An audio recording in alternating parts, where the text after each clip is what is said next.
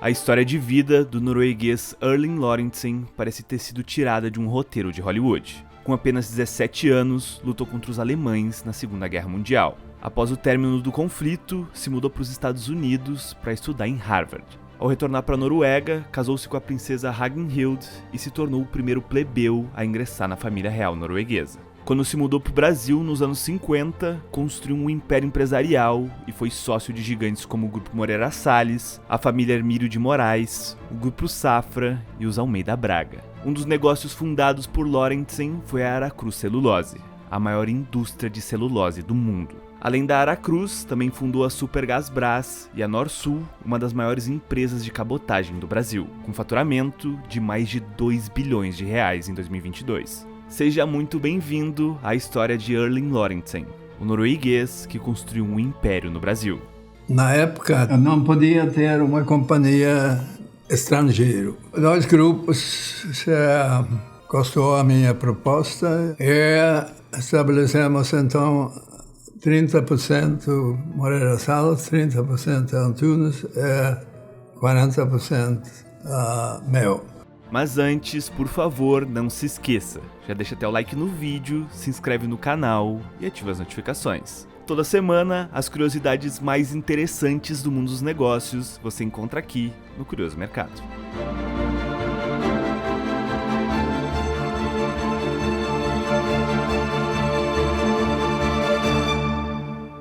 Mas antes da gente começar a contar essa história, nós queremos agradecer a Insider que está apresentando esse vídeo a vocês. Muito provavelmente você já viu a marca patrocinando algum vídeo aqui no YouTube, mas a história deles é sensacional. A Insider foi criada pelo casal brasileiro Yuri Gricheno e Carolina Matsushi em 2017, e desde então já atendeu mais de 500 mil clientes. O sucesso da marca não foi por acaso. Aliando tecnologia, marketing e ousadia, a Insider vem conquistando os brasileiros. E nós queremos apresentar um kit perfeito para você. Nele contém 3 Tech T-shirts da Insider, que é a melhor camiseta básica do Brasil. A camiseta é anti-odor por ser antibacteriana, ela também desamassa no corpo e o melhor de tudo, não desbota. Já as cuecas são muito confortáveis, por terem sido desenvolvidas para serem respiráveis e não enrolarem na perna. A Insider tem uma linha completa para o público masculino e também o feminino. E a marca está oferecendo um presentinho de final de ano para nossa audiência. Com o cupom CURIOSO12, você tem 12% de desconto em todo o site da Insider e você não pode perder essa oportunidade. O link do site da Insider está aqui embaixo na descrição do vídeo.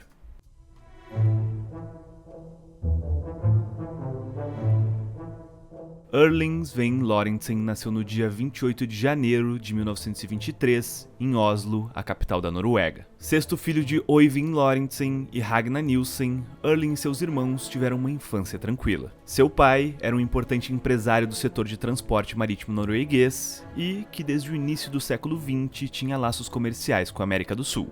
Em 1940, quando tinha 17 anos, Erling Lorentzen se voluntariou para combater o exército alemão na Segunda Guerra Mundial. Por ser menor de idade, ele começou como mensageiro da cúpula da resistência contra os alemães, transportando ordens e documentos do exército norueguês. Tempos depois, foi enviado para a Inglaterra para ter treinamento militar.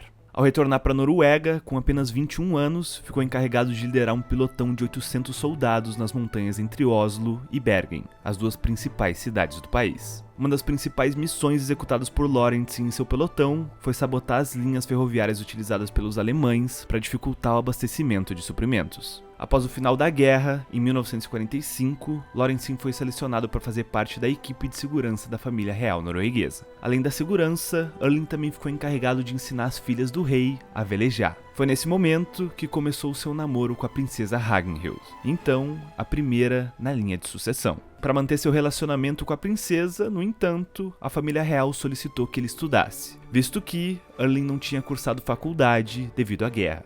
Dessa forma, Erling aplicou para alguma das principais universidades dos Estados Unidos. Após ser rejeitado pela Universidade de Columbia, ele tentou entrar na prestigiada Harvard Business School. Quando disse ao responsável pelas admissões da universidade que havia comandado um pelotão de 800 soldados com apenas 21 anos, Erling foi aceito no MBA de Harvard, mesmo sem ter graduação. Enquanto esteve nos Estados Unidos, Erling e a princesa continuaram se falando através de cartas. Quando voltou à Noruega, voltaram a namorar e pouco tempo depois, em 1953, se casaram. Isso fez com que Erling Lorentzen se tornasse o primeiro plebeu a ingressar na família real norueguesa. Além do casamento, 1953 também foi o ano em que Erling e a princesa tomaram uma importante decisão: se mudar para um novo país.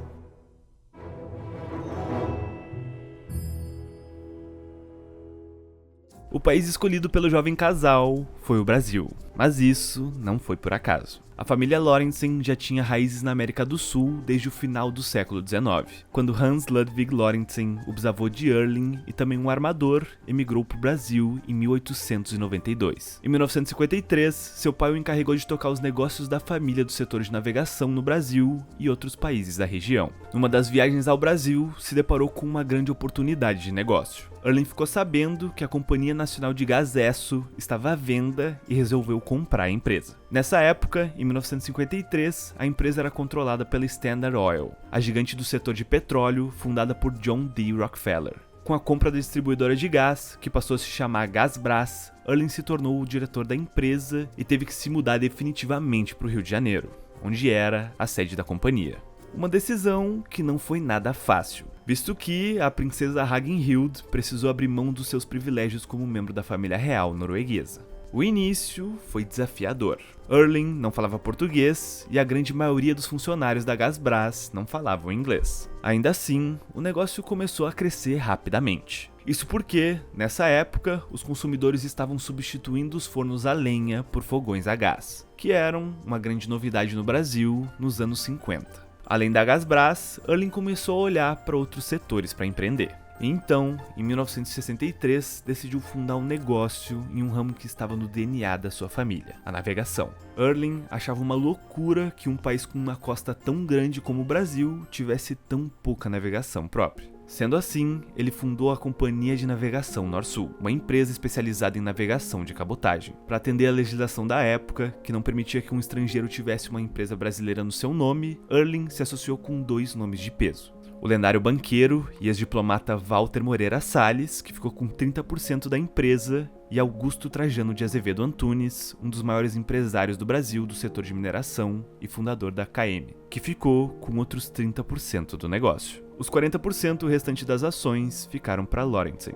Segundo o estatuto da companhia, o capital destinado foi de 20 milhões de cruzeiros, dividido em 20 mil ações ordinárias nominativas de valor unitário de 1.000 cruzeiros. Em paralelo à fundação da Norsul, Erling continuou à frente da Gasbras e em 1968 deu mais um passo importante ao anunciar a fusão com a Supergás, a maior distribuidora de gás de Minas Gerais. A união das duas empresas deu origem à Supergasbras, uma gigante do setor de distribuição de gás com mais de 2,5 milhões de clientes. Porém, após algumas divergências com Wilson Lemos de Moraes, que era controlador da Supergás e se tornou seu sócio na nova companhia, Lorentzen decidiu vender sua participação no negócio em 1972. Além disso, Lorentzen estava querendo levantar capital para o seu próximo grande projeto, a Aracruz Celulose.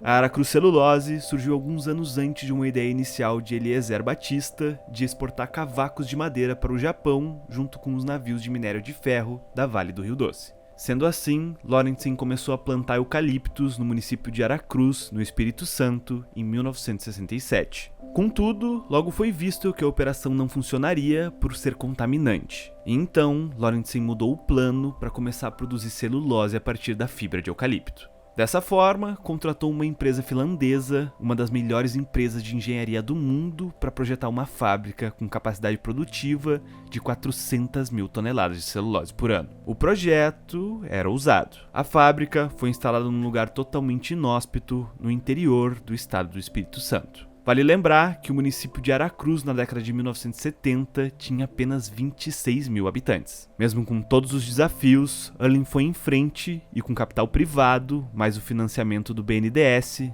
a primeira fábrica da Aracruz Celulose, a Fábrica A, foi inaugurada em 1978. Com a fábrica ao lado da floresta de eucalipto e próximo do porto da Barra do Riacho, logo, as vantagens competitivas da Aracruz Celulose foram ficando cada vez mais evidentes. Inicialmente, entre os sócios da Aracruz Celulose, além de Lorentzen, estavam gigantes como o Grupo Moreira Salles, a Souza Cruz, o BNDES e a sueca Billerud. Em 1985, em conjunto com a Cenibra, a Aracruz comprou o controle do Porto da Barra do Riacho. O Porto Céu, até hoje, o único terminal especializado em embarque de celulose do Brasil. Com a capacidade produtiva no limite, nos anos seguintes, a Aracruz começou a planejar a expansão da sua unidade e a construção de uma nova fábrica. Em 1988, a Aracruz passou por uma reorganização societária, com o BNDES Par reduzindo sua participação no capital da companhia, dando lugar para o Grupo Safra, que passou a ser acionista da Aracruz Celulose. Com a nova estrutura societária, a empresa deu início à construção da sua nova fábrica, a Fábrica B, no início dos anos 90. Para financiar uma parte do projeto, em 1992, a Aracruz Celulose se tornou a primeira empresa brasileira a oferecer ADRs na Bolsa de Valores de Nova York. Aqui, uma curiosidade interessante. A abertura de capital da empresa na Bolsa Americana foi no mesmo dia em que Pedro Collor tornou públicas as denúncias de corrupção contra o seu irmão, o então presidente Fernando Collor. Mesmo com a forte turbulência, Early insistiu em continuar com a oferta de ações, e a companhia conseguiu levantar o capital necessário para a conclusão da obra da Fábrica B. Com 2 unidades produtivas operando a todo vapor, a Aracruz seguiu crescendo ao longo da década de 90. Em 1996, mais uma mudança no quadro societário, com a saída por completo da gigante Souza Cruz, que decidiu concentrar seus esforços apenas na sua atividade principal, a fabricação de cigarros. Quem comprou a parte da Souza Cruz foi a Monde Brasil, uma subsidiária da mineradora Anglo American. Pouco tempo depois, em outubro de 2000, a Aracruz Celulose assinou um acordo para comprar a participação da Odebrecht no capital da Veracel, uma produtora de celulose localizada no sul da Bahia. Dessa forma, a Veracel passou a ser controlada pela Aracruz e pela gigante sueca Stora Enso. No ano seguinte, a Votorantim Celulose e Papel anunciou a compra da participação da Anglo American no capital da Aracruz por 370 milhões de dólares. Com a transação, o capital da Aracruz Celulose ficou dividido da seguinte maneira: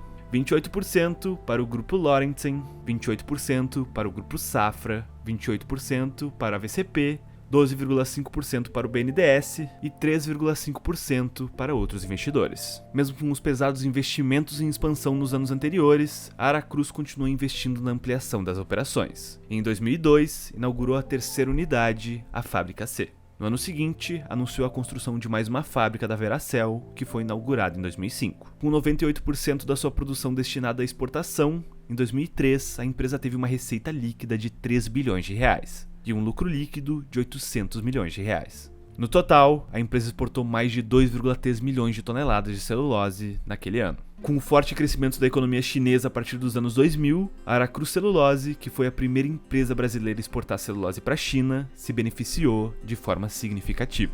Em 2004, a empresa registrou um lucro recorde de mais de 1 bilhão de reais. Nada parecia deter a Aracruz Celulose, até que o inesperado aconteceu. Boa noite. O pânico que se espalhou pelos mercados de ações em todo o mundo causou mais prejuízos nesta sexta-feira. As principais bolsas da Ásia e da Europa registraram perdas gigantescas. No Brasil, a Bovespa interrompeu os negócios pela terceira vez na semana. A forte queda das bolsas europeias fez o investidor correr para vender ações aqui no Brasil e cobrir os prejuízos lá fora. Foi uma semana dura na bolsa. Com o estouro da crise financeira nos Estados Unidos em 2008, a Aracruz Celulose foi fortemente atingida devido à sua grande exposição a derivativos cambiais. No total, a empresa registrou um prejuízo de 4,2 bilhões de reais em 2008. A título de comparação, no ano anterior, a empresa teve um lucro líquido de 1 bilhão de reais. Só no último trimestre de 2008, o prejuízo chegou a mais de 2 bilhões de reais, o que fez com que as ações despencassem na Bolsa de Valores. As empresas que mais perderam foram a Rossi Residencial, a Aracruz Celulose, a Gol Linhas Aéreas, a B2W Varejo, a Sadia e a Gerdau. A crise também impactou na negociação entre o Grupo Votorantim e os demais acionistas da Aracruz. A VCP estava negociando a compra das participações da família Lorentzen, Moreira Salles e Almeida Braga, assumindo assim o controle da operação. Contudo, devido às perdas da Votorantim causadas pela crise, que chegaram a mais de 2 bilhões de reais, as negociações foram paralisadas. Em janeiro de 2009, o Grupo Votorantim, após se capitalizar com a venda da metade do Banco Votorantim para o Banco do Brasil, retomou a negociação. A empresa da família Hermílio de Moraes pagou 2,7 bilhões de reais por 28% das ações com direito a voto da Aracruz Celulose, que estavam sob o controle da Arapar, a holding que concentrava as participações das famílias Lorentzen, Moreira Salles e Almeida Braga. Em março de 2009, foi a vez da Votorantim pagar mais 2,7 bilhões de reais pela participação de 28% do capital que estavam nas mãos da família Safra. Dessa forma, a Votorantim Celulose e Papel passou a deter 84% do capital votante da Aracruz Celulose. O restante ficou com o BNDES. Pouco tempo depois, em setembro de 2009, a partir dos ativos da Aracruz Celulose e da VCP, foi criada a Fibria, a maior empresa de celulose do mundo. Em 2019, a Fibria foi incorporada pela Suzano, a gigante da celulose controlada pela família Pfeffer. E se você quiser saber a história dessa outra gigante da celulose, a Suzano, tem vídeo aqui no canal, é só clicar aqui em cima.